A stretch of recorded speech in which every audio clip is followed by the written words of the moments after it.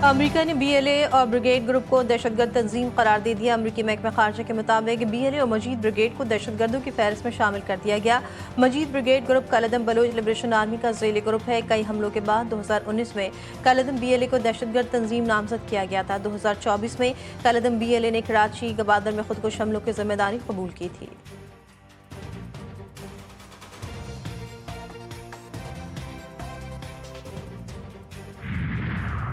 America और चीन में तिजारती जंग 90 रोज के लिए मौखर। भारतीय टैरिफ का खतरा टल गया। अमेरिका और चीन ने दरामदी अशिया पर इजाफी महसूलात के नफाज को 90 दिन के लिए मौखर कर दिया। व्हाइट हाउस के मुताबिक चीन के साथ बातचीत जारी है। तिजारती मुफाहमत के इम्कानात को जाया नहीं होने दिया जाएगा।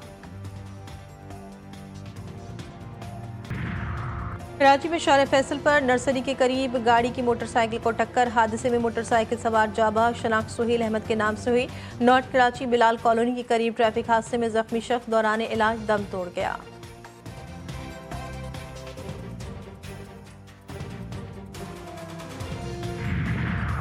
और मुल्क के मुख्तलिफ हिस्सों में आज भी बारिश का इम्कान। इस्लामाबाद, पंजाब, बाला खैबर पख्तूनख्वा और कश्मीर के चंद मकामात पर बारिश मुतवक्की। मौसम बारिशों का 7वां स्पेल 13 अगस्त से बारिश बरसाएगा। सिंध के साहिली इलाकों में मतला जुजवी अब्र आलूद। कराची में बादलों का राज, हल्की और बारिश बूंदाबांदी का इम्कान।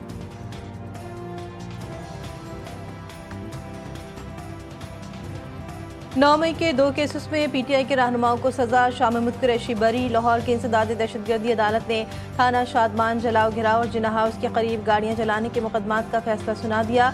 तहरीक इंसाफ की रहनुमा यास्मीन राशिद को 10 साल, एजाज चौधरी 10 साल, महमूद रशीद 10 साल, उमर सरफराज चीमा को भी 10 साल की सजा।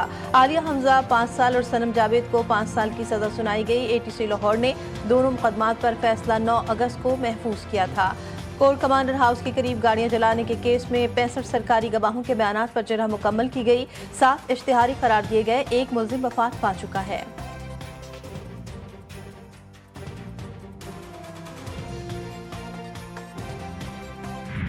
अगर बेइंसाफी की ये छुरी नहीं रुकती तो कौम का बड़ा नुकसान हो जाएगा।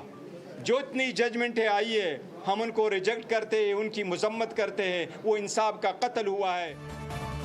इंसाफ का कत्ल, सजाओं की मजम्मत। पाकिस्तान तहरीक इंसाफ ने फैसले को चैलेंज करने का ऐलान कर दिया। चेयरमैन PTI बैरिस्टर गौहर ने कहा इंसाफ का कत्ल हो रहा है, सजाओं की मजम्मत करते हैं। चीफ जस्टिस से मुतालबा किया जाली मुकदमात का नोटिस दे। अपील की 9 मई वाकयात पर जुडिशल कमीशन बनाए। असद कैसर ने कहा मुल्क को आइन और कानून के मुताबिक चलने दें। पार्लियामेंट तो सिर्फ रबर स्टैंप बन गई है।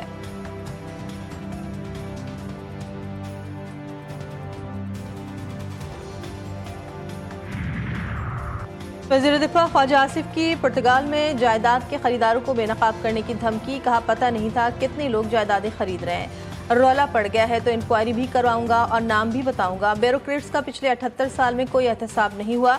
ब्यूरोक्रेसी को तमाम कवानीन और कवायद का पाबंद होना चाहिए। ख्वाजा आसिफ की एक बार फिर इस्तीफे की तरदीद।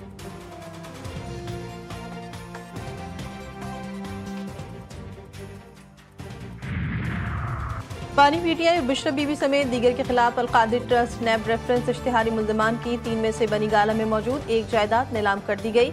ज़राए के मुताबिक अलकादिर ट्रस्ट केस के इश्तिहारी मुल्जिमान में फरज शहजादी भी शामिल। जनवरी 2024 में अदालत ने फरज शहजादी, जुल्फी बुखारी और शहजाद अकबर समेत 6 मुल्जिमान को इश्तिहारी करार दिया था।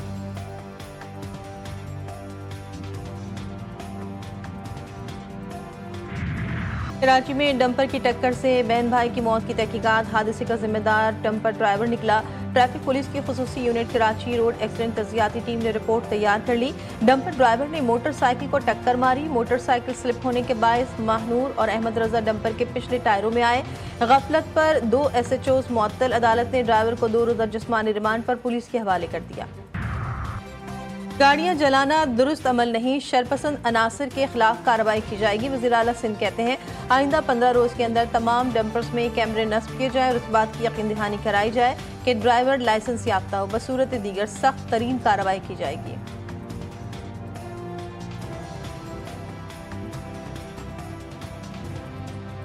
कराची में डंपर से शहरियों की हलाकत पर सिंध असम्बली में गर्मा गर्मी। शर्जील मेमन और अपोजिशन लीडर अली खुर्शीदी आमने सामने। शर्जील मेमन ने कहा, MQM और कैदी नंबर 804 में कोई फर्क नहीं, बदमाशों को बदमाशों की तरह जवाब मिलेगा।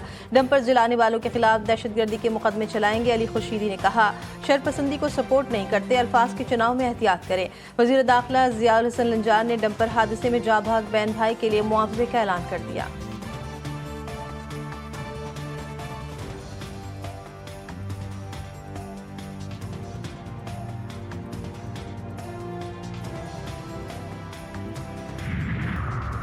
प्यूटिन से मुलाकात में जंगबंदी पर जोर दूंगा। अमेरिकी सदर डोनाल्ड ट्रंप कहते हैं, रूस ने यूक्रेन के एक बड़े हिस्से पर कब्जा कर रखा है। कोशिश होगी रूस के जेर कब्जा कुछ इलाका यूक्रेन को वापस मिल जाए। आइंदा प्यूटिन से मुलाकात में ज़ेलेंस्की भी शामिल हो सकते हैं।